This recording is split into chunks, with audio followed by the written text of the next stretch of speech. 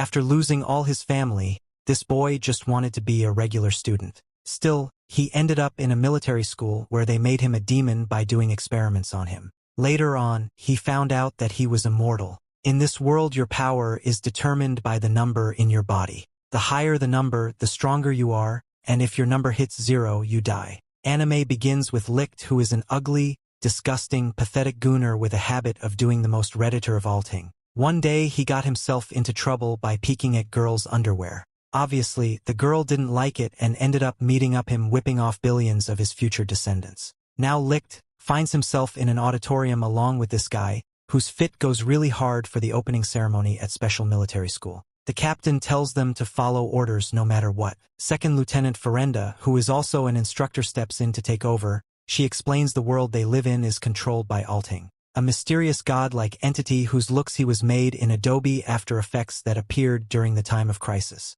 It's made of super advanced technology and has the power to make decisions for everyone by forcing them to follow the majority vote. So, basically this god is Joseph Stalin's cousin or something. People thought it was a miracle and started making big decisions like banning F-22 jets, military trucks, war and nuclear weapons, but things didn't go as planned and their nation is in big trouble. The previous war messed up everything, destroying cities and messing up the environment. There isn't enough food and people all over the world started senior citizen gangs. The captain interrupts her because he thinks she's scaring everyone too much. Instead, he tells them to do their best to become good soldiers and promises them rewards like money and food, which, if you paid attention earlier, they don't have. This makes everyone feel better and they start smiling again. He reminds them to pay attention to the headmaster and then introduces Major Schmerman, the headmaster who doesn't look German at all. Schmerman steps onto the stage and everyone salutes him, but instead of giving a serious speech, he starts reading a fairy tale. This surprises everyone and the girl and two guys from the crowd start laughing at him. Schmerman tells them to be quiet, but they keep laughing even louder. Suddenly the captain walks up to them and greets the girl with 9mm to the head. He says Schmerman told them to be quiet or they'll be as quiet as the girl who was laughing just now. He tells everyone that a good soldier obeys commands before sending these two bozos to hell. Panic spreads through the crowd as people try to run to the door, but it's locked. They scream for help, but the captain fires his gun in the air, silencing them. He warns that anyone who tries to run will be treated like a regular Russian soldier in 1942. Just as he's about to shoot them, Licht locks the FN, holding a random stick to Schmerman's neck. The captain thinks Licht is joking, but Licht insists he's serious, pressing the stick as if it's a Swiss knife or something. Schmerman tells Licht to be serious and explains how to snap his neck properly. He even demonstrates with Licht's hands, showing how to do it. He says that even someone as weak as an average woman can kill with this technique if done right. Licht asks if Schmerman is serious about him snapping his neck. Schmerman replies that the best way to win the war is if he's no longer alive and promises no one else will be harmed if Licht succeeds. But if he hesitates, these random bozos will most likely die. I mean, look at their faces, they ain't built for this. The headmaster asks Licht to make his choice. Licht tightens his grip on the stick, causing Schmerman to smile, but then Licht pulls away, refusing to go through with it. The headmaster questions if Licht really doesn't want to kill him, warning that unless Licht does, everyone will die, but instead Licht steps forward, insisting that the headmaster should kill him instead, yapping about morality and some nonsense he'll probably turn his back to anyways. Schmerman stands up and agrees to do as Licht wishes, emitting the dark aura that frightens the audience. However, Licht remains unafraid and stares directly into Schmerman's eyes, surprises him that Licht isn't scared of him. Ferenda steps in to calm the situation, suggesting they take a break. Suddenly, the kids who were shot get up and realize they're still alive, as they were only his high-paint bullets. The captain returns his guns and introduces himself as Captain Allen, one of their instructors. He emphasizes the importance of obeying orders in battle to survive, as those who panic or break down in tears or were just laughing dies first. Ferenda cheerfully announces the end of the opening ceremony and dismisses everyone. Schmerman talks with Captain Allen in his office, expressing interest in Licht, but Allen finds the samurai boy, Tokikaze, more intriguing. Schmerman explains Licht took action when Allen pulled his gun, but Tokikaze acted after Allen fired his first shot. Allen asked if that makes Licht the leader, but Schmerman says not yet. Schmerman acknowledges Licht's potential and suggests making him a candidate to see how far he can go. The first class at the school begins with Headmaster Schmerman taking the lead. He starts by introducing the school's rules, including something called the star system, ripping it off from Spy Family Stella stars. Each student is given 2 stars, and if they collect 10 stars, they officially join the military. Their families then receive gold bars, fresh food, boxes marked as food, and some gold coins from the Elder Scrolls IV Oblivion. However, if a student's star count drops to 0, they're considered unfit and expelled, immediately sent to a nearby gulag. When asked how they can earn more stars, Shmerman explains that those who do well in different activities will receive stars, but if they want to earn stars quickly, they'll have to take them from each other, using any means necessary. So basically it's like Battle Royale plus Spy Family. However, there are rules for using violence to take stars. Both parties must agree to bet their stars, and the winner only gets the number of stars that were wagered, which is called a star state. As everyone has awarded their stars, it comes to Licht's turn, but Shmerman surprises him by saying there are no stars for him. Licht is confused, and Shmerman explains that Licht is in a special course where he must take stars from another student within 3 days if he wants to stay enrolled. At the end of class, Licht's friends are worried about him, but he reassures them that he doesn't mind stealing stars. He's only there to get Tokikaze out of the school. Tokikaze reveals that his grandmother sent Licht, and Licht agrees, saying he can't refuse her wish since she took him in. He suggests they go home together, but Tokikaze refuses, stating that he won't become a killer like Licht and his grandmother fears, and Licht will never understand why he wants to be a soldier. Meanwhile, Alan asks Shmerman why he put Licht in a special course, and Shmerman explains that he wanted to test how Licht would handle the situation and see if he could meet their expectations. On the 3rd day, Licht still hasn't earned any stars, causing worry among his classmates. Suddenly, one of them bursts in with alarming news. They all rush to the locker room to find their lockers destroyed and their star is missing, which they have kept safe to prevent theft.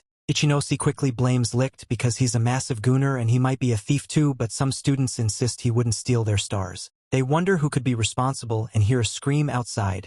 Tokikaze rushes out and discovers Sanahara being dragged by her hair by a guy named Don. She pleads with him to return her stars, and when everyone gathers they see that Don has 10 stars. Tokikaze asks if he took Sanahara's stars by force, and Don releases her hair, asking if she willingly gave them to him while looking absolutely ridiculous with this shaft managatory pose. Fearing for her safety, Sanahara admits that she did. The group begins to accuse Don, claiming he has the power to break into lockers and steal stars. However, Don challenges them, asking if they have any proofs or if they wrote their names on their stars, which leaves the group speechless because he makes a good point despite looking like a damn criminal.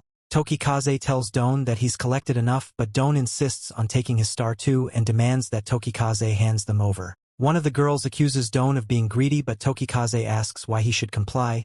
Don reveals while looking like the boss, such as the character that is the price for his grandma's safety, and fearing for her, Tokikaze reluctantly hands over his stars. The girls inquire why Tokikaze did that, and he explains that his grandmother borrowed her dojo's Don's parents, and she have nowhere to go as they kicked her out. After taking the stars, Don walks away. The whole class decides to share their stars like she's a beggar or something. A girl offers Licht one of her stars, but he declines, suggesting she give it to someone who really needs it. He doesn't understand why everyone is so eager to become soldiers. Tokikaze also rejects to get a star and decides to find a way to get one. By 5, Tokikaze still hasn't earned a star, which frustrates him. Licht tries to console him, saying it's all right because he never wanted Tokikaze to become a soldier. However, Tokikaze reveals that his grandma is already suffering, losing weight and sacrificing her own food ration to feed them. Despite his efforts to persuade her to eat, she refuses, leaving Tokikaze determined to become a soldier to provide for them, so he can use his Glock 19 at his grandma if she refuses to eat. At 6 students who had gathered, 10 stars were instructed to assemble by the main gate. Don heads there believing he's the only one, but Licht blocks his path. Pleading for him to return Tokikaze's stars, Don reacts violently, striking Licht and sending him crashing into the and proceeds towards the gate. Don reaches the gate, but Shmerman insists on counting his stars before he can leave. Don proudly declares he has 12 stars, but when asked to show them they turn to dust and transform into fogs, which absolutely flabbergasted him. Licht returns to the group with the real stars in his mouth, revealing that he swapped them. Don realizes this and becomes furious, while the rest of the class rejoices that Don's plan failed. Shmerman instructs Don to return to his class as he won't be graduating. Everyone gets their stars back, and Licht now has 2, just from a quick trick called asset reallocation. He tells Tokikaze he's decided to stay with him at the school but doesn't want him to graduate. Confused, Tokikaze learns Licht's plan. While they're at the school, their families will receive extra food rations, allowing them to sustain themselves while they reconsider their soldier aspirations. Some days later, Licht and his classmates are camping out in the woods. Licht peeks at the girls and is surprised they let him because once they become soldiers, they won't have as much freedom. Ichinosi tries to show Licht her double-barrel shotgun, but he doesn't look, Licht covers her with his jacket and walks past her, confusing everyone. Licht asks if they really want to become soldiers even though they'll have to kill people. Ichinose says if she could choose not to kill, she would, but they don't have that choice. Shmerman joins them and tells them they should aim to be an army that doesn't kill on the battlefield, like a medic or recon. Licht wonders if it's possible, and the headmaster says it is. If they're stronger than their enemies, he promises to help them become that. Ichinose cries, and the rest of the class is happy that they can be an army that doesn't kill.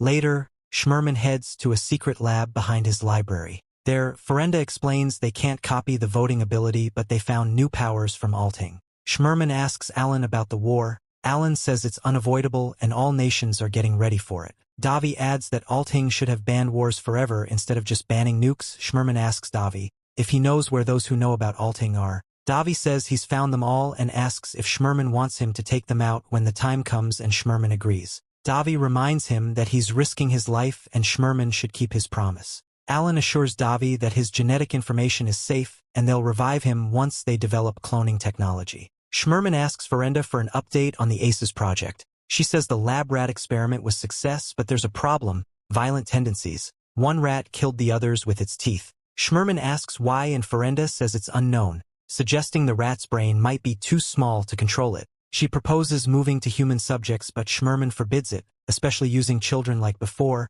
He asks her to bring him a ballot. She gives it to him, and he wonders what would happen if they gave it to the surviving rat. Despite objections, he does it anyway. The rat rests on the ball, and its eyes glow as it starts using some DBZ super-type things. It almost Shmerman, but he freezes it and retrieves the ballot. He tells Ferenda that the children want to be an army that does kill, so she should finish the research because the children will need it. The class finishes their morning training, totally wiped out. Captain Allen scolds them for being easily exhausted. Shmerman steps in, saying it's good they're pushing themselves. Since they want to be an army that doesn't kill, he'll start their training. He'll give them weapons that suit each of them and train them with those. He hands out medieval weapons like swords and axes. Lin Girl asks why they're not using AR-15s. Shmerman explains that while modern weapons will kick off the war, it will eventually turn into close combat. If they're stronger in hand-to-hand fights, they can win. Shmerman then goes back to the lab to see Ferenda, expressing his wishes they didn't have to go to war. Unlike previous wars for resources, this one aims to control overpopulation, which Shmerman sees as a way to get rid of wasteful humans. He insists they must protect the children from such a war. Ferenda mentions Project ACE and suggests moving to human trials, but Shmerman freezes the room as a warning he won't let her experiment on his kids. Ferenda agrees, but her expression hints she might have other plans, which is all right because she's hot. Terrible news strikes as they receive words that Davi has been killed. Shmerman informs Alan that the most distressing part is Davi's final message, which seems crypt, playing the transmission for Alan. They hear Davi mention that they've all been deceived. The group is bewildered by what Davi meant by being tricked. Ferenda suggests it could mean their plan details were leaked, so she recommends shifting focus to Project ACE. This infuriates Shmerman, who accuses her of wanting to use the children for experiments that could harm them. He surrounds Ferenda in ice, but she remains unfazed, revealing that Shmerman's genes are the reason behind the violent tendencies observed in the rats. This angers Shmerman, and Ferenda insists they must move on to human trials or halt the project. DNA testing reveals one candidate with a high chance of success, and I'll let you guys wonder who that candidate is. In Shmerman's office, he embraces Licht, explaining the situation to him. Licht is okay with it as long as it ensures everyone's safety and allows them to become a non-chilling army. The members of class are worried about Licht undergoing the surgery. They ask why Licht is the only one taking such a risk. Tokikaze tells Ferenda that they can't stand being a fodder character in yet another generic anime, about with a black-haired teenager as a protagonist. However, Ferenda explains that the surgery is for their protection, and since they're not professional soldiers yet, they need someone with special skills, and Licht is the perfect match for absolutely no reason. The class feels sad hearing this, but Licht smiles and says he's willing to take the chance to protect everyone, even though he's the most punchable of them all. In the operation room, Licht and Shmerman are placed on beds. Sherman's blood is transfused into Licht as the operation begins. Tokikaze and the others anxiously wait, hoping for a successful outcome. Meanwhile, the students are playing outside when they spot helicopters playing Fortunate Son. Alan notices them and initially thinks they're joint force helicopters, but it's too early for an attack. However, he remembers Davi's words about being tricked and he rushes to inspect choppers, realizing the danger. Alan urgently tells everyone to evacuate, but before they can escape, one of the helicopters fires a missile at the school, destroying it and killing some students. Soldiers then entered the school searching for the main body. Some of the girls survived the impact, but the enemy sergeant orders his men, remembers no students, and everyone pulls the Makarov airport maneuver. While the chaos unfolds, the operation continues smoothly. Alan prepares his gun to confront the soldiers. Sanahara, despite holding a gun, almost gets shot, but Doan saves her by knocking out the soldier. Sanahara is so scared that she calls out for Licht to save her. Seeing she's frozen in fear, Doan picks her up and takes the gun, shooting at the approaching soldiers holding Sanahara's melon. Just as the soldiers are about to finish off Ichinose and the other girls, a chalk bag is thrown, creating a smokescreen. Jail and Tokikaze used this opportunity to jump the soldiers and save the girls. The survivors tied in a classroom, confused about why the war has started when Alting said no war until next March. Alan couldn't give them an answer. Suddenly, he receives the communication from Ferenda, who informs him that there was a revolt. She explains that there are 7 ballots that can cast a vote in Alting, while other countries of the world hold a total of 4, more than half. In other words, the rest of the world tricked them and changed the ban to September without their knowledge. While Ferenda is excited about this revelation, Alan questions if she's enjoying it, but she denies it. She informs them that there's a problem. The power supply has been cut, and if it's not restored, Licht will die because the genetic injections cannot be stopped manually. Licht is way over capacity, and soon his body will reject the procedure, leading to cardiac arrest. Someone needs to start the backup power of the school to save Licht. Alan learns that the soldiers have taken control of the school, so they need to stop them while also restoring the power. Knowing the danger, Alan asks for volunteers, meaning these bozos will die. The entire class agrees to go in order to save Licht. They all charge forward bravely instead of doing some Metal Gear Solid. Alan takes down a soldier with his gun while Tokikaze finishes off the stormtrooper boom. They make their way outside, but more soldiers start firing at them like their Call of Fortnite. Alan swiftly shoots them down, then declares that he's going ahead. They reach the power site and Alan takes down 2 soldiers so they can advance. Suddenly, a guy with RPG has had enough and fired at the building, injuring Alan, but he expresses his happiness that he didn't have to watch the children die. The enemy sergeant confronts Hina and Ichinose, threatening to harm them if they don't reveal the location of the main body. Despite the threat, Hina remains silent, standing her ground. The sergeant prepares to shoot her since she won't talk, while deep down she hopes Licht will come to their rescue. Light walls begin to rise from the school ground. Meanwhile, Licht is on the brink of death as the heart monitor reads 0. However, power is restored. The monitor starts to beep again. Licht wakes up noticing his white hair and hears Schmerman asking how he's feeling. He requests Ferenda to bring an item, but she advises him to rest as the operation has put a lot of strain on him. However, Schmerman insists on giving Licht to the item himself, urging Ferenda to hurry as the children are in danger. She presses some buttons, revealing a sword. Schmerman explains that it functions as a ballot and amplifies Licht's power, but it won't work until Licht engraves it with his count, an oath he will be bound to. The process is simple. Licht must think of an oath saying authenticate count. This will declare the thing to keep count of like a straight kill counter, and the sword will recognize him as its master. Outside the school there's a rumble, but it suddenly stops. The soldiers wonder what's happening when a red flash passes behind them, crashing into a wall. It's Licht. The sergeant orders the soldiers to kill Licht, but their bullets stop as they reach him. Remembering Schmerman's words about receiving absolute strengths, Licht realizes he's both Neo and the Silver Surfer combined. Everything around him freezes, and Schmerman advised him to walk slowly until he gets used to it. Licht flicks away bullets effortlessly, then notices his friend's state, angering him. He begins attacking the enemy choppers, who are still spinning for some reason. The soldiers run out of bullets, and the sergeant's frustrated asks why Licht won't kill them, pulling out his dagger. He faces Licht encounters, stating they are the punch and kick merchant army. Licht overpowers the sergeant, knocking him out with the hilt of his sword, securing victory. Licht resolves to eradicate war and killing. He knows it won't be easy, but together they'll overcome hardships. Ichinose takes the lead as girls are suddenly in love with Licht's mad riz, including the boys too. They're all laughing together when the sergeant and his men appear, laughing at their ideals. They reveal their bodies strapped with explosives, intending to blow them all up, but before the sergeant can press the detonator, Licht zooms pieces, snatching it away and smashing it. The sergeant expected Licht to do so he tells them that he actually left a nuke somewhere in the building. The students asked if it means the government also lied about banning nukes like they did the war, and the sergeant confirms it. Licht asks for the detonator switch, which the sergeant reveals is inside one of their bodies, but before Licht can move, he warns that any movement from Licht will trigger the bomb. To stay safe, he suggests Licht should just kill them as it would be faster than them pushing the switch, but Licht refuses, reminding them they are soldiers who don't kill. The sergeant mocks their ideals, saying they'll regret their foolish words in the afterlife. Licht surprises himself and the others by drawing his sword.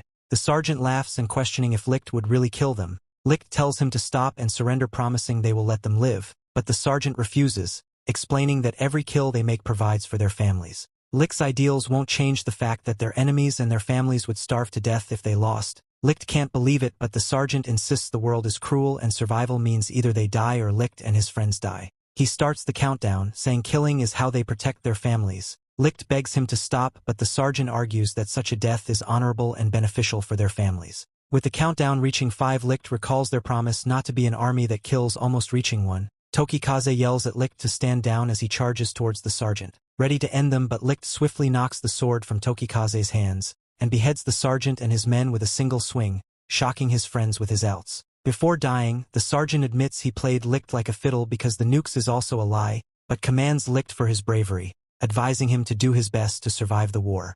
His friends are worried about him, but he acts like his usual silly self, saying it's gross, he got blood all over him, and runs out to wash it off. Licht started throwing up, unable to believe he had killed people. He realized that Dawn was right, the war wouldn't end unless they killed the enemy. He realizes he had broken their promise, but he eventually concluded that it's okay as long as he's the one doing the killing, the others are still fine. He makes his decision and authenticates his count, pledging to be the one to kill the enemies for everyone. Licht returns to the group sad but promises them they'll make sure to end the war quickly, which everyone agrees to. They celebrate their peace, but Licht decides then and there that he won't let them kill anyone, and their class will be an army that doesn't kill except for him because he loves killing now. He won't let them feel what he did when he killed for the first time. That day, war broke out around the world, a war intended to decrease the global population until it matched its food output. Licht went off to war and returned safely, but his classmates noticed his changed mood. He appealed 337 people that day, unlocking the Predator missile ability multiple times. As he washed off in the shower, he was still disgusted by what he had become, but then a young girl named Nana approached him, asking if he was okay. He stared at her but then smiled. Licht became the second days born after many years playing with the girl and caring for her like an older brother. However, he began to change more and more every day due to overexposure to Schmerman's genes. He started to develop unhealable scars all over his body and mind, with Schmerman's killer impulses taking more and more control as he killed. By the time he had killed 10,000 people, he had lost the ability to goon. Even when the girls tried to cheer him up, he had lost his riz. Simply ordering them not to kill anyone and walking away, the girls realized that Licht wasn't himself anymore, which made them sad. Ichinose insisted that they wouldn't give up on bringing back their cheerful Licht. Ferenda was able to get into his head, convincing him that if he didn't kill others would have to start killing. Since then, he picked up a mask that he wore always and never took off in front of the others. The class marched to Schmerman's office with Tokikaze leading the way. He declares they can't let Licht do all the killing alone because they're a team and they'd like a kill streak ability too. Schmerman asks if they truly want to undergo the operations Licht is undergoing, which they all confirmed, not wanting Licht to be distant anymore. Schmerman agrees, which Alan opposes. Schmerman suggests going ahead of schedule since the plan was to operate on all of them. 4 additional compatible subjects are found and made aces: Tokikaze, Don, Sanahara, and Captain Allen. They hope this will stop Licht from doing all the killing. However, when Tokikaze and Sanahara tried to follow Licht for his next mission, he orders them not to come, threatening Tokikaze that he'll cut him down if he disobeys. They can't believe Licht has become so cold, unaware that Licht is hurting on the battlefield, but you can't take him seriously because of that silly mask he chose. Ferenda tells Alan and Schmerman it's time to take the offensive and aim for the other ballots. She warns that they'll be wiped out if they keep being defensive. Alan opposes this, but Schmerman is ready to start the second plan named Alcia. Ferenda explains they can gain unfathomable power by obtaining all 7 original ballots and achieving a unanimous vote. With this power, they can create their Utopia Alcia before it's too late. Schmerman agrees, stating there's no hope for saving the world, but they can save the children. He acknowledges that Licht won't forgive him for this, but he's ready to take all the blame. Meanwhile, Licht starts going berserk, swinging his sword at his classmates and screaming to kill the enemies. Tokikaze and Genji try to hold him back, but he's too strong, flinging them away. Sanahara tries to talk to him, but Tokikaze tells her to stand back. Licht continues going berserk, eventually cutting off Sanahara's arm. Despite this, class members still follow his orders and stay out of battle. saddened by the realization that Licht's only remaining connection to them is his desire to prevent them from killing anyone. If he loses that desire, they fear he may never return to them. 2 years later, with the war finally over, Nana is ecstatic. She records a video expressing her joy that she no longer needs to use her powers to predict enemy positions. She even confesses her feelings for Licht, mentioning a spark she felt when they first met. She plans to make the video her love letter to him. However, Licht has been asleep for 3 months since the war's end.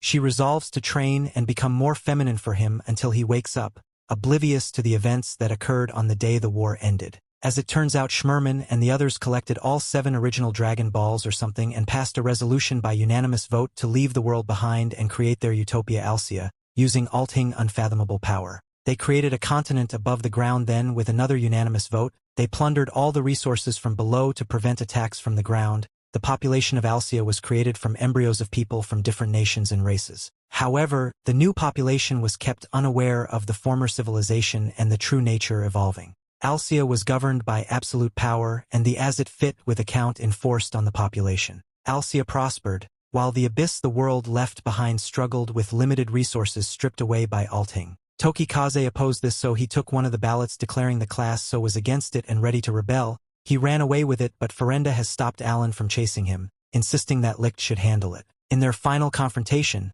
Licht ended up killing Tokikaze, shocking Class A. As Tokikaze fell to the ground, he recalled moments from his youth with Licht. Licht's mask finally came off as he cried, realizing what he had done. Ferenda comforted him, but Ichinosi reached out to give him a chance to come back. However, Licht blamed himself and never returned since that day his heart stopped beating. 20 years after the Waste War, Licht finally woke up, unchanged appearance but bearing the weight of the years he missed. He never smiled again, desperate to find out what happened to the rest of Class A. He discovered that they had stayed at the school to save as many war orphans as possible. Despite their efforts, food was scarce due to the barren land, and whatever they produced was often taken away by Alcia. To ensure that children could eat, the members of Class A is sacrificed themselves. That day Licht and Nana managed to escape the military, but even 50 years later, he refused to remove his mask. His refusal persisted for 100 years, leaving Nana hopeful that one day he would return to his old self and remove the mask.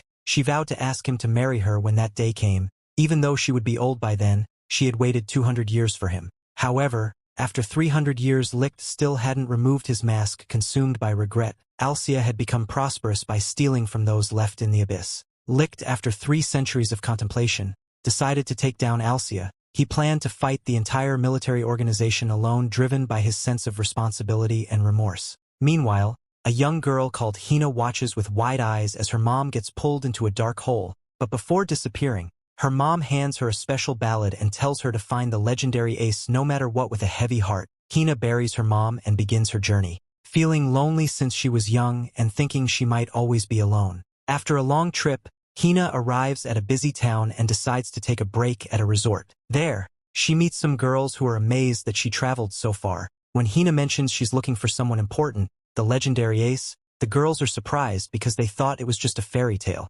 Suddenly, a strange doll drifts towards them in the water and outs pop Licht, scaring the girls away except for Hina, who stays put. Licht quickly asks her for money, but she's too scared and runs away. Remember, Licht is a 300-year-old Gunnar Drake fan and chases after her, still asking for money and food, but luckily he gets knocked into a tree by Nana, who is now a woman. She gives Hina some food and protects her from Licht. Curious, Nana asks Hina her name and where she's from. Hina explains that she's from a small place deep in the mountains, just her and her mom. She tells Nana how her mom was suddenly pulled into the ground one day. Nana says it was the abyss, but Hina doesn't know what that is. Nana then points out that everyone in the world has a number on them, and they're ruled by those numbers. She explains how her number 77 represents how many times customers said delicious to her. Hina realizes she has a number 2441 on her Thais, but Licht, being a pervert, tries to see her undies. Nana sends him flying, and other girls in the streets kick him away too, as he's known for being a pervert who peeks under girls' undies. Nana keeps explaining that it's crucial to keep raising her count because if it drops to 0, she'll be sent to the abyss, and that means instant doom. Nana notices Hina's sad face and apologizes for talking about scary stuff, but Hina assures her it's okay. Then Nana adds something else. People with higher numbers must be obeyed. She then asks Hina what she count him, and Hina says she's counting her steps. which shocks Nana because steps are counted in every 100 kilometers, meaning Hina has walked over 40,000 kilometers. Hina explains she's been journeying for the past 5 years to find the legendary ace, just like her mom wanted. This legendary ace has a white star and has done amazing things. Hina asks Nana if she knows this ace, but Nana says it's just a legend. However, Hina insists she's heard that this person is in the town. Hina is approached by the military and the sergeant claims to be the one she's looking for. When she sees the white star on his face, she's so happy she sheds tears, saying she's been traveling for so long to find him.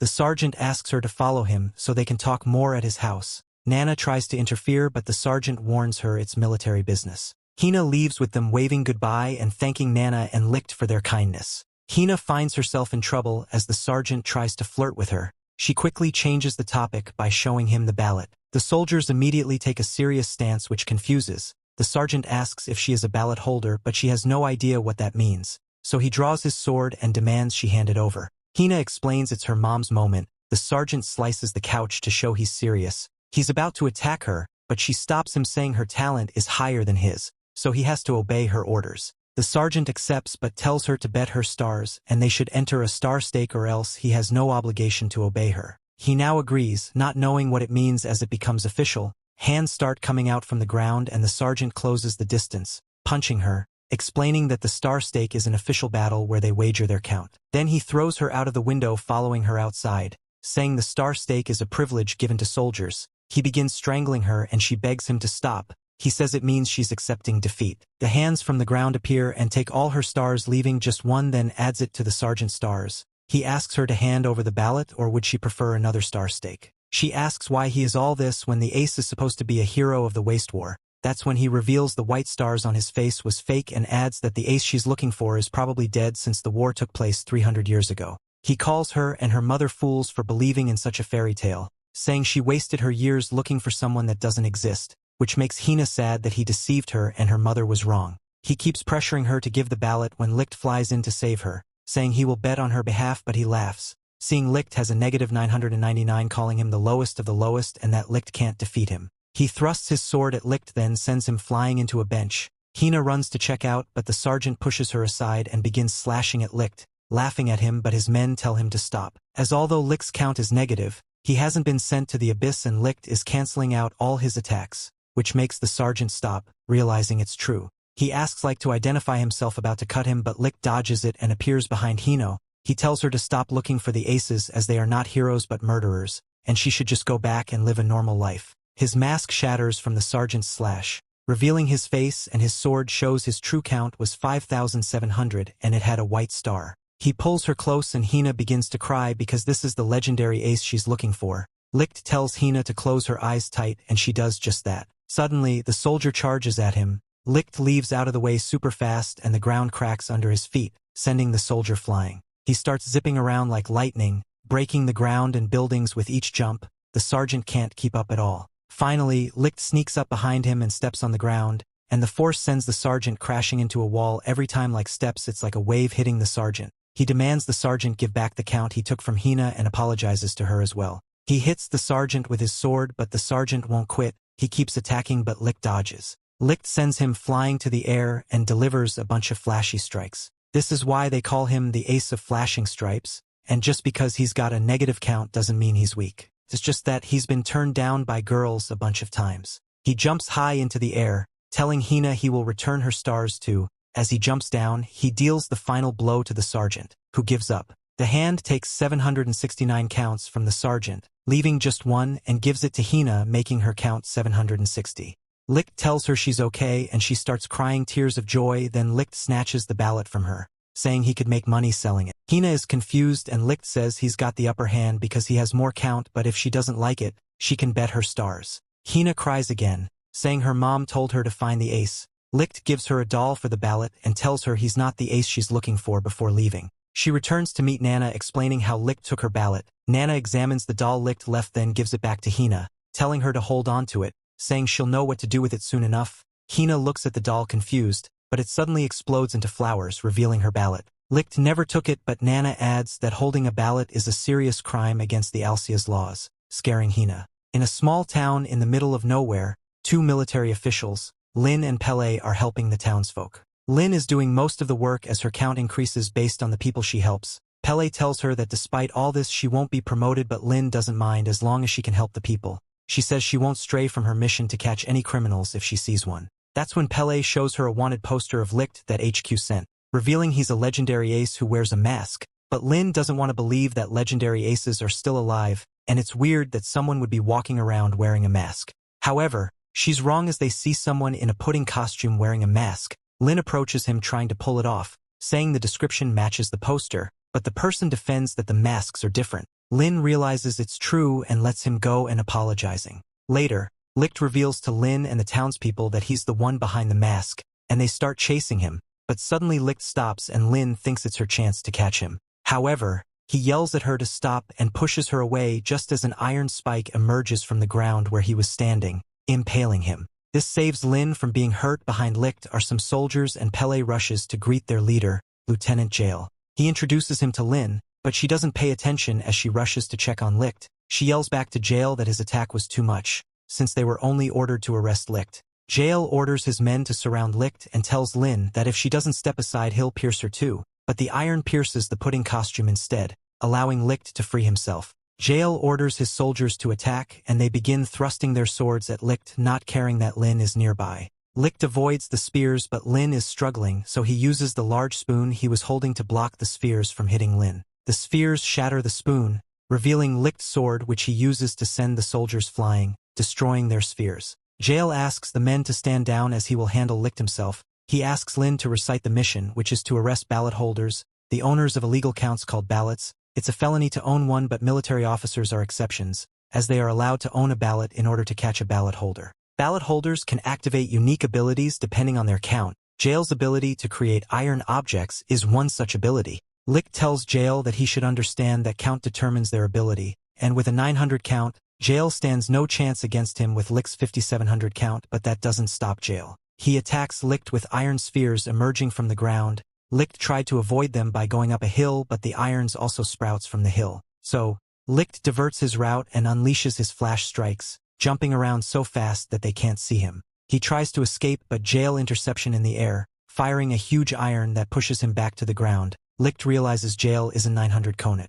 Jail traps Licht and himself inside a defense built from iron, revealing that he hides his true number because he doesn't want to be promoted and stay behind the desk. He wants to continue fighting and punishing evil. Then he reveals his true count is 12,500. Jail shoots a large iron toward Licht, who tries to block it with his sword, but the iron keeps coming. Jail aims another one from the side, hitting Licht and sending him flying. Lin and the others start worrying, but Licht starts jumping even faster than before, trying to surprise attack Jail, but Jail predicts it and moves out of the way. Then he uses an iron bar that pops up light where Licht is standing, sending his sword flying into the air. Now it's a fist fight. They exchange blows but neither hits the other. Jail catches Licht's arm, flips him, then kicks him away. Licht's sword finally falls from the air and Jail touches it, tossing it back to Licht, saying his famous flashing strikes are too slow anyway.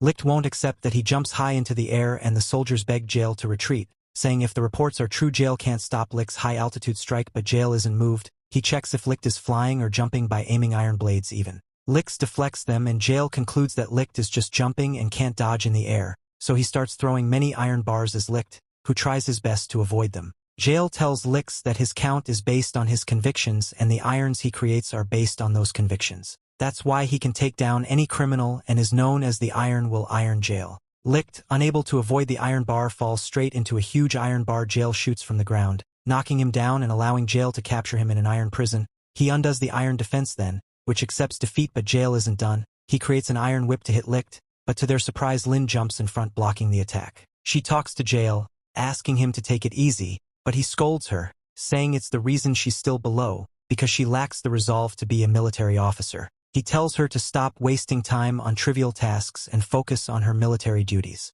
The townspeople try to defend her, but she tells them not to worry, agreeing with Jail and saying she will apologize, but Licht tells her not to. He frees himself from the iron and reveals that he didn't touch Jail's iron, not because he couldn't but because he didn't want to damage the town. Jail says it means Licht was hiding his true powers. He arms himself with iron arms and attacks Licht, who blocks the attack with his sword. Their clash releases massive energy causing the ground to break apart and Lin starts falling off the cliff's edge. Jail immediately stops attacking Licht and goes to save Lin, but Licht is faster so he goes after her. Lin opens her eyes to see Licht holding her, but he ruins the moment by saying she's heavy, which angers her. She tries to punch him, but he dodges, then he throws her to Jael, who is still jumping down. Licht waves goodbye to Jael, but Jael isn't letting them go. It's futile to fight while falling, so Jael decides to return by creating iron steps from the cliff to climb back up. He drops Lin, who yells at him for calling her heavy. He remembers Licht's words about the town being peaceful because Lin is there, so he decides to help her project.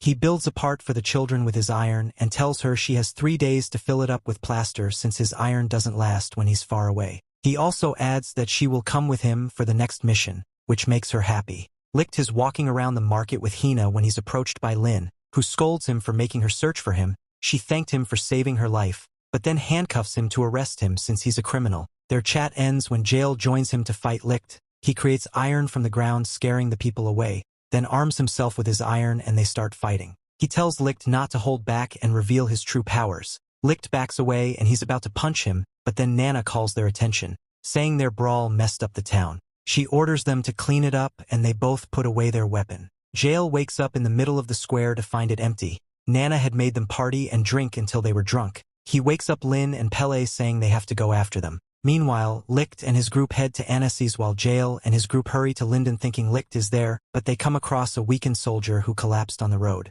They reached Linden and see it's been destroyed. Pele calls Jael's attention to the lake, and they reach there only to see the lake is now a swirling dark abyss that they can't even see the bottom of. They are unsure about the abyss when they spot an injured soldier. Jael asks him what happened and the soldier says that a demon came from the abyss. He said it was a peaceful day, but the ground started to rumble and when he looked, he saw the lake had been replaced by the big black hole. Then the demon appeared, but the soldier was too shocked to even explain what it looked like. Jael forces him to talk and he says the demon came and their bows and swords had no effect against it. Before they knew it, everywhere was destroyed and people were killed by the flames it spewed. Jael says it must be a ballot holder with fire powers, but the soldier screams that it wasn't human, but a demon and it was flying. Then the soldiers finally collapse from shock. They take the soldier to be treated in the nearby town, but Jael is confused as there's no way a military personnel or ballot holder can fly. Flying and studying to fly are even banned in order to know what this demon was, and he decides to go find Licht.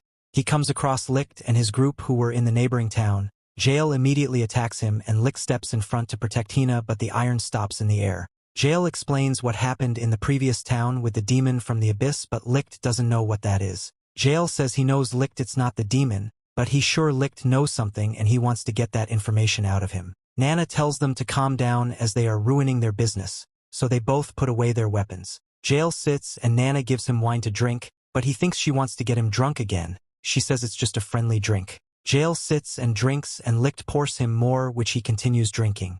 It ends up turning into a fight to see who can drink the most, and they both drink until they pass out. Nana feeds Jael some more, but the fun ends as the ground begins to rumble. People rush in to tell them that the dark hole has appeared in the town. They go to the area where the hole is and there's a sound coming from it. The injured soldier comes saying it's the same sound they heard before the demon of the abyss appeared. He goes into fear, saying the demon will wipe out the town and kill the people. The people begin to panic, but Jael tells them to calm down, ordering the soldiers to evacuate the civilians while those with shields should surround the hole and those with bows should prepare to attack. Licht listens to the sound and immediately tells Jael to order everyone to pull back away from the hole.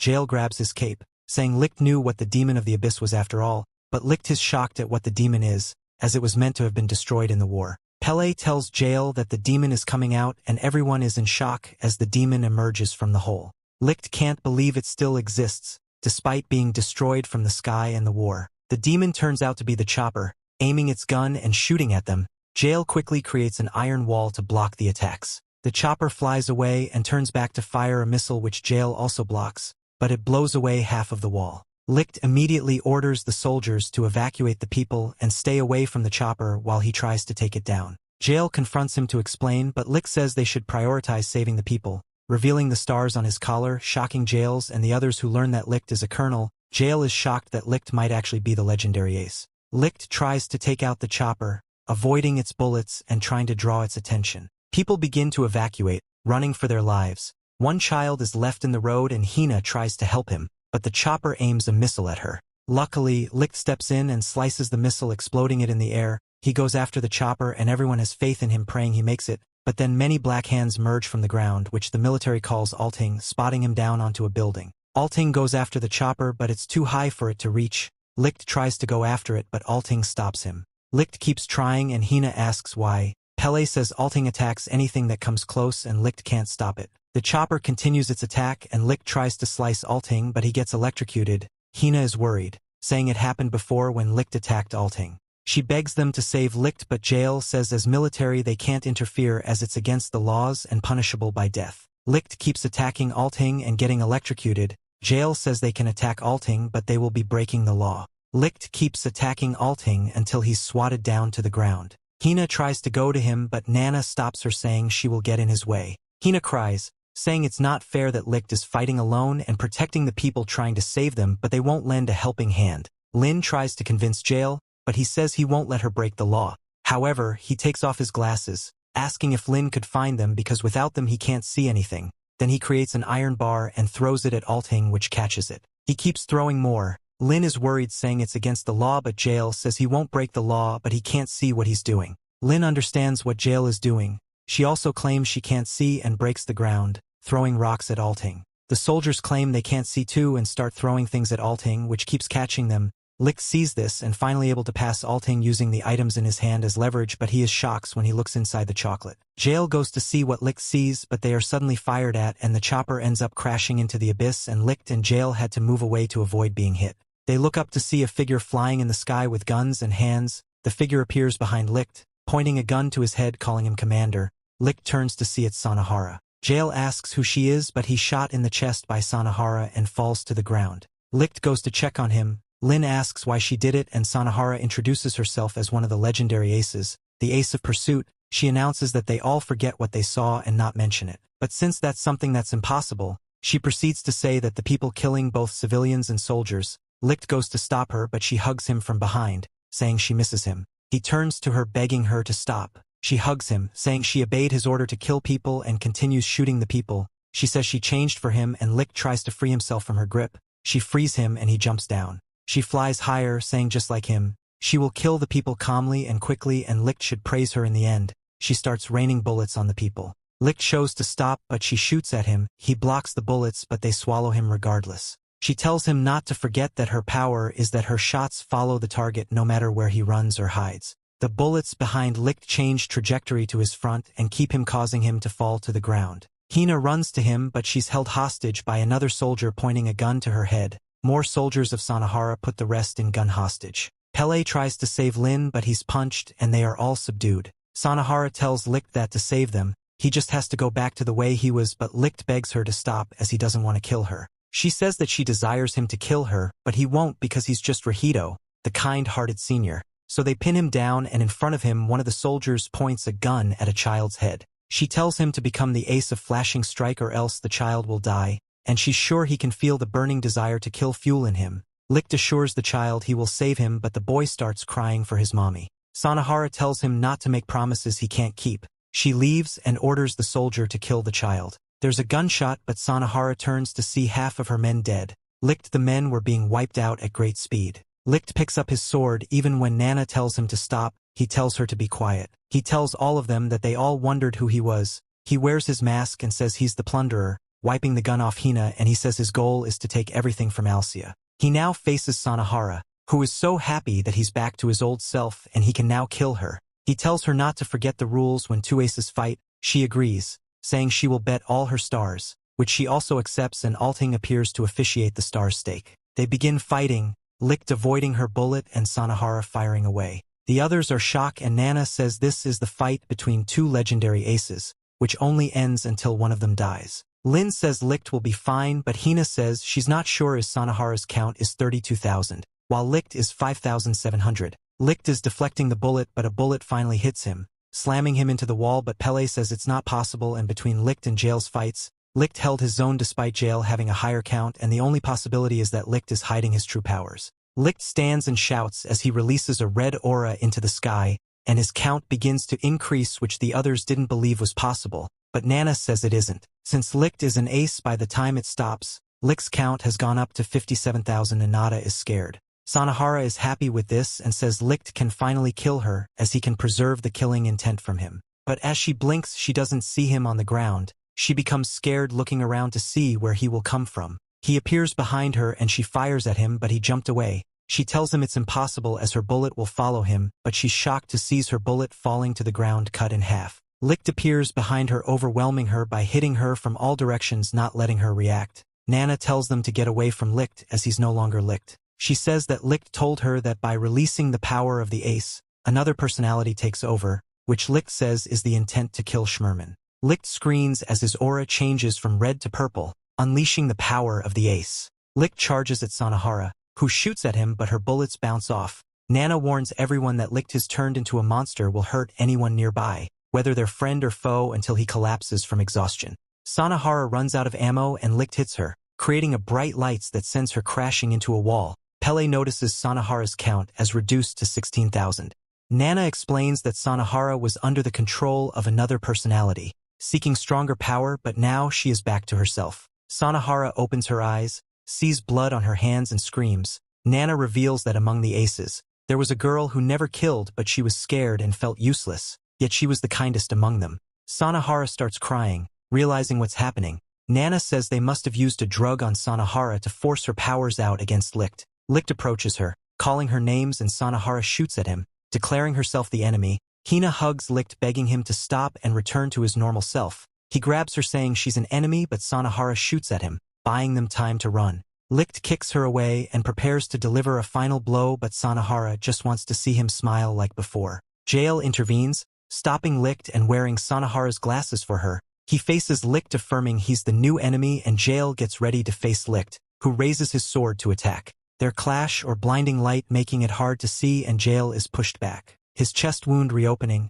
Sanahara urges him to stop just as Licht is about to strike, and she jumps in to shield Jael from harm. She tells Licht to stop and apologize for shooting Jael, but he remains calm, wiping the tears from her eyes. Nana warns them to watch out as Licht unleashes another attack, but Jael easily blocks it with an iron pebble, showing his conviction is stronger than Licht's blade. He then hurls an iron bar at Licht, sending him crashing down. Jael questions if this is truly what Licht believes in. Licht explains he must eliminate all enemies of war to prevent his friends from becoming murderers themselves. Jael acknowledges the flawed believed but commits to fighting Licht properly. He done another glove with a counter on it and creates an iron statue to battle Licht. Using the statue, Jael lands a blow that sends Licht flying, then pins him to the ground. He removes the mask from Licht's face and Licht returns to himself. The others celebrate and Sanahara thanks Jael for saving her, but he coughs and collapses from his injury. They rush to treat him while Hina expresses relief that Licht is okay. In the cottage, they tend to Licht wounds and he's improving.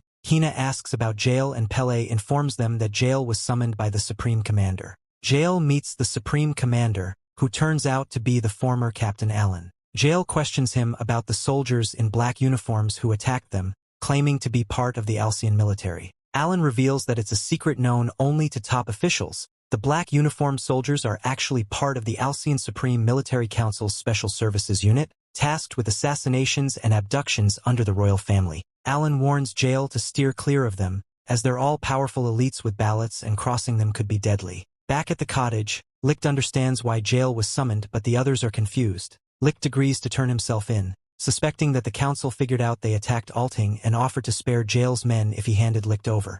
Meanwhile, Jael's count to decrease. Sanahara pleads with Jael not to turn Licht in, fearing they'll drag him like they did her, and use him as a weapon of war. Jael pushes her aside, binding her. Lin and Pellis to the wall with his iron to prevent them from interfering. He's about to take Licht when Hina begs him not to. Clinging to Licht, Nana intervenes, slapping Jael and shocking everyone. She tells him that he talks about convictions but never makes decisions on his own, always following orders against his will just to save those around him.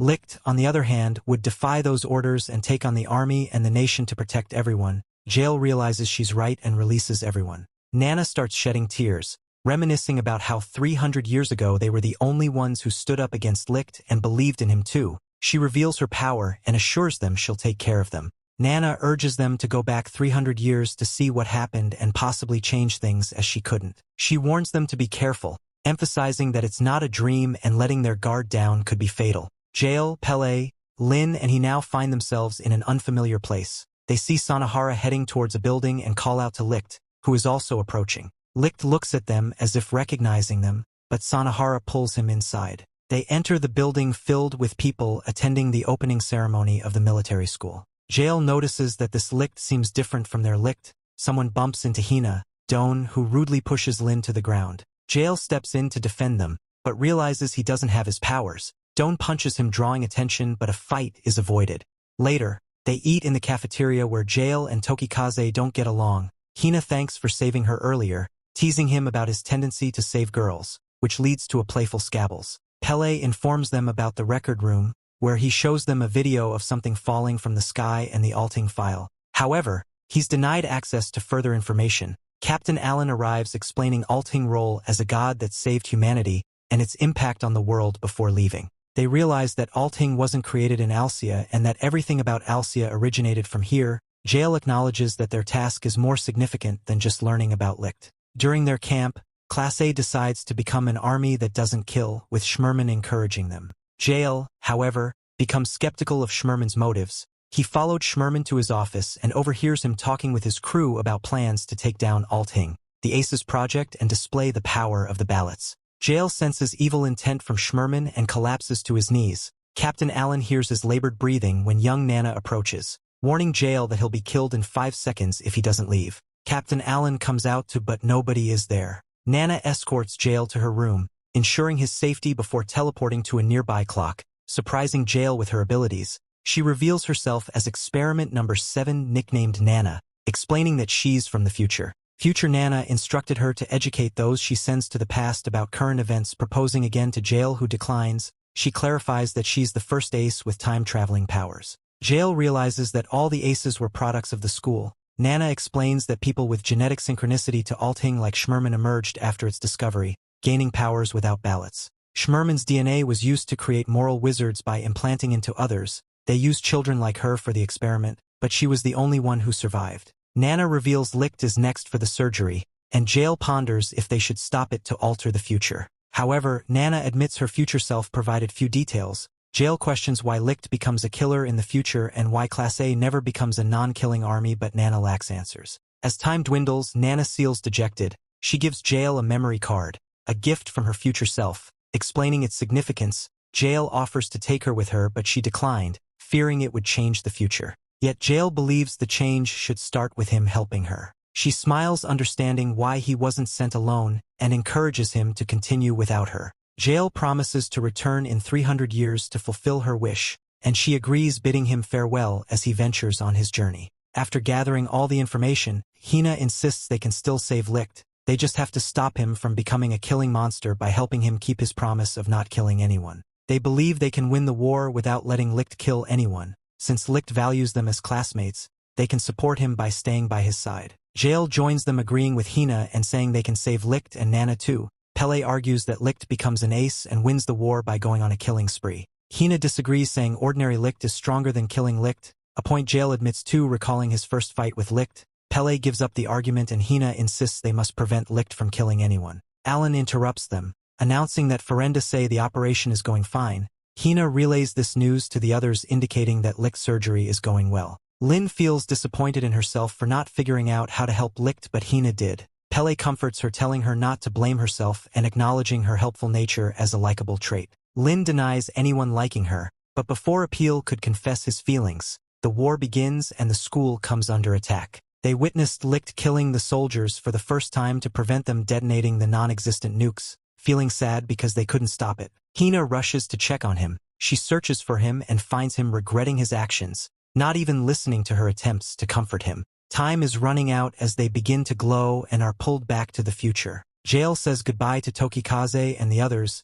Hina decides to somehow save Licht, but he activates his count to kill on behalf of everyone. She realizes they can't change Licht and understands that he took on the responsibility to save everyone by himself. Even without being asked, making her decision, she realizes she loves Licht. She kisses him and promises to always be by his side. She vows to support him, to have his children, and to shower him with love no matter what, letting him know he's never alone.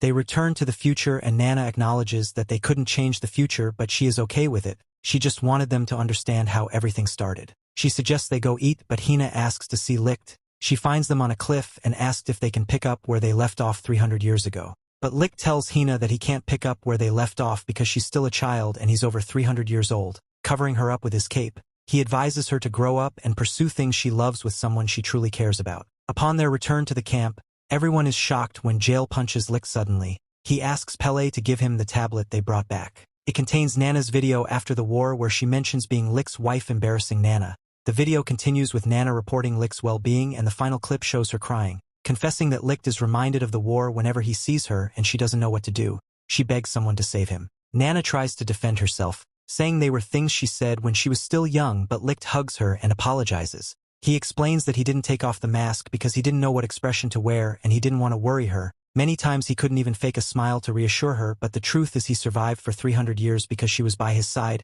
He apologizes to her again and she accepts it. Later, Licht tries to leave the camp, but Hina won't let him go without keeping his promise to her. She sets traps for him, stopping him. One of the traps hangs him upside down from a tree. She frees him and he tries to run, but she starts crying, saying that every time Licht is always leaving her behind, even when he promises not to. Since she returned from the past, he's been completely avoiding her, and she asks if he hates her that much. Licht wants to clear things up and asks if Hina's mother is Tsukina, leaving Hina shocked that he knows her mother's name.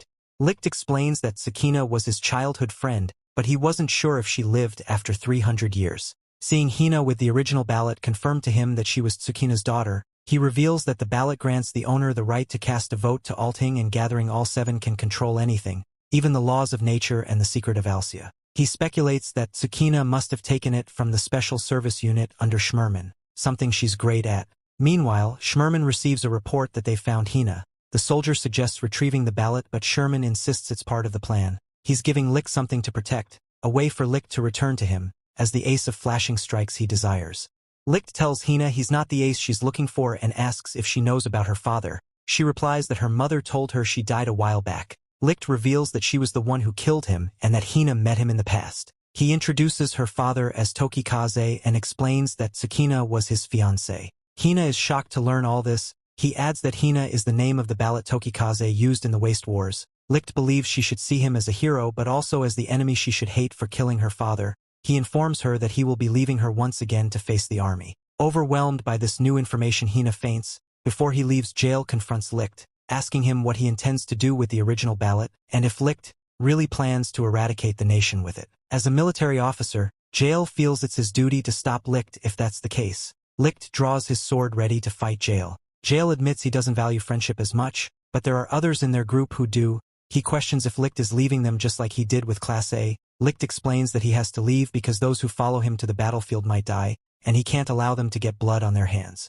He feels guilty for breaking his promise to create an army that doesn't kill, and he's the only one who should carry that burden. Jail mentions he knows what happened in the past, but Licht argues he's fighting for everyone. Jail calls him an idiot, pointing out the pain he calls those he left behind and the sins he carries for killing someone.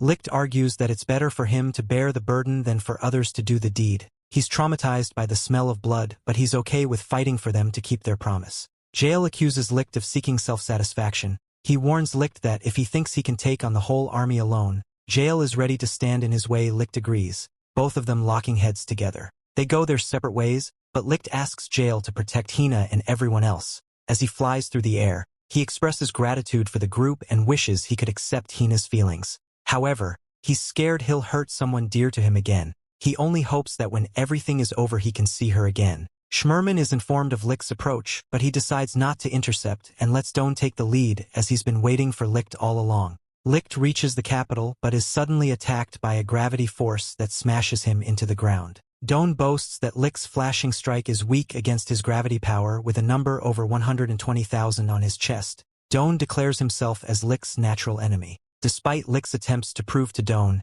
Doan doesn't listen and mercilessly crushes him under many rocks. Even in his final moment, all Licht can remember is Hina. The group searches for Licht in the rebel. Pele finds him but sadly informs the group that Licht is no more. Before they can mourn, they are surrounded by the military. Nana escapes but they capture Pele, Lin and Hina. In the cells, Doan interrogates them, wondering why they are in his memory and speculating that they weren't supposed to be in the school. Lin asked if he killed Licht, and Doan affirms, mentioning that Licht had broken a promise he made but doesn't reveal the details. He asks about Sanahara that they don't know. Accusing them of lying, Doan tortured them with the gravity field until a soldier reports that Shounen has arrived. He warns the group that Shounen is not the same as 300 years ago, so they should watch their mouths to stay alive. Shounen also suspects that Nana must have manipulated time by sending them to the past. Hina questions why he betrayed Class A after they believed in him, and Lin echoes her sentence. However, a soldier interrupts, pointing a gun at Lin's mouth and insisting she addressed him as general.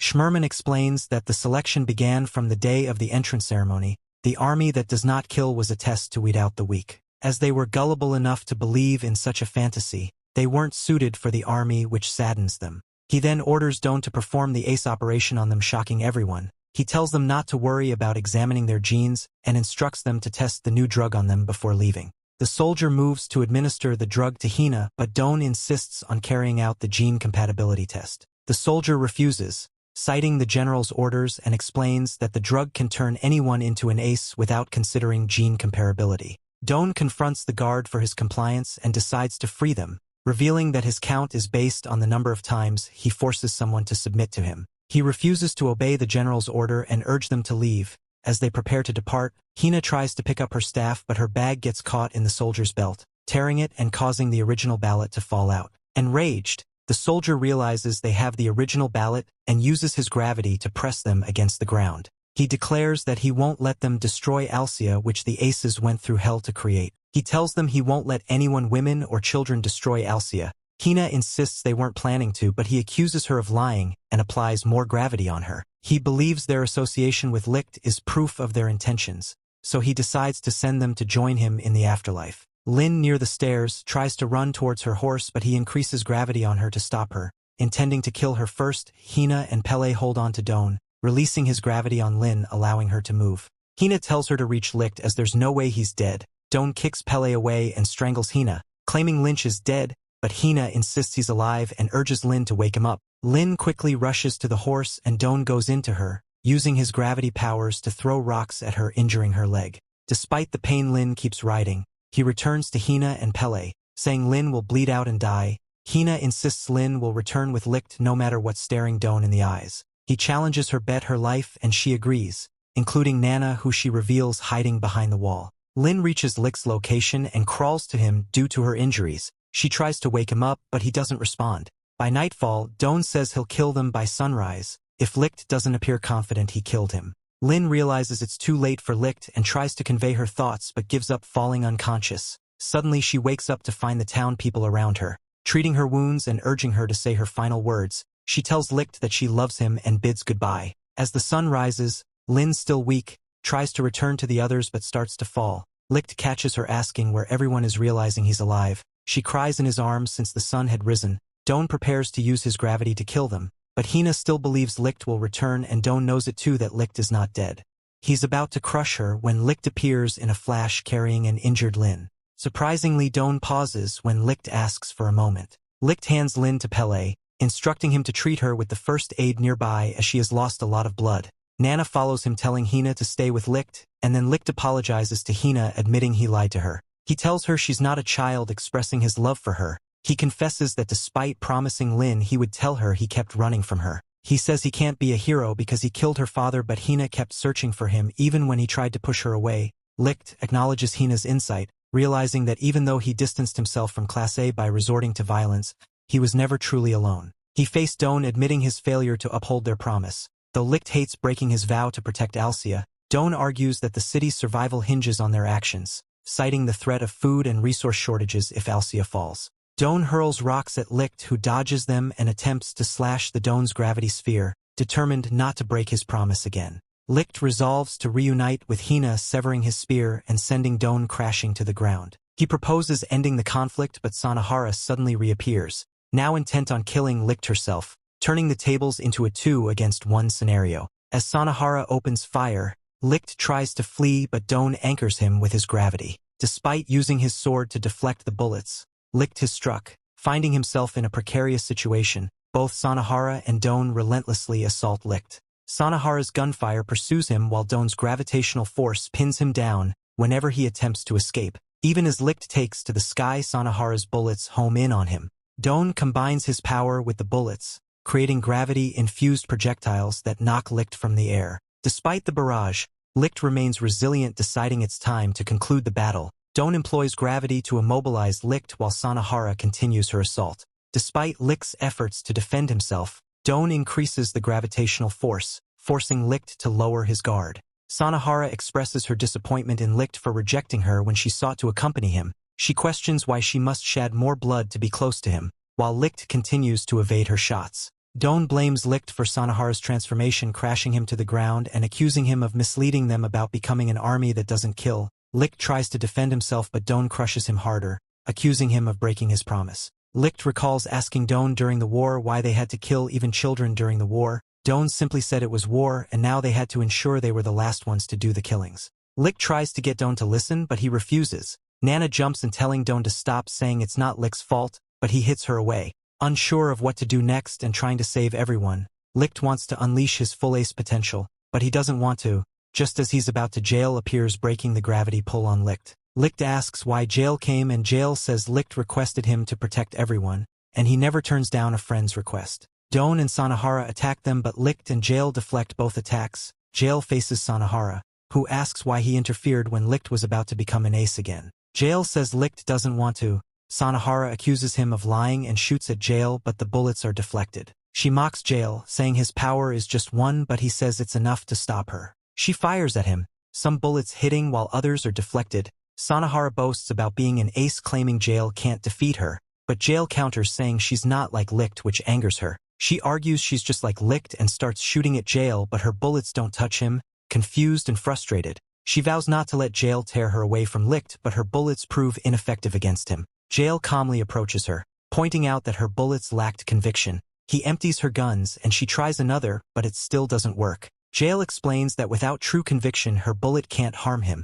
Sanahara tries reloading with her hands shake with uncertainty. Jael closes the gap, questioning her convictions. She breaks down, admitting her conviction is to not shoot anyone, crying. Meanwhile, Doan is furious that Sanahara is defeated, but he knows he must face Licht to reach her. Licht deflected all of Doan's orbs, acknowledging that they're breaking their promise. Despite Doan hitting him with orbs disarming his sword, Licht stands firm, rejecting a world where killing is necessary for gain. He vows to start anew, striving to create a better world with his newfound allies. He invites Doan to join him, but Doan refuses, and they engage in a little, nearly knocking each other out. Eventually they both fall to their knees with bleeding foreheads. Reflecting on their shared past, Licht reminds Doan of the war they fought together. He confesses his struggle with killing kids, which led their enemies to manipulate children into attacking him. Despite Doan's interventions, Licht had to defend himself, unwilling to let Alcia fall into chaos again. As Doan unleashes his orbs, trapping Licht in a black hole, Licht refuses to accept defeat,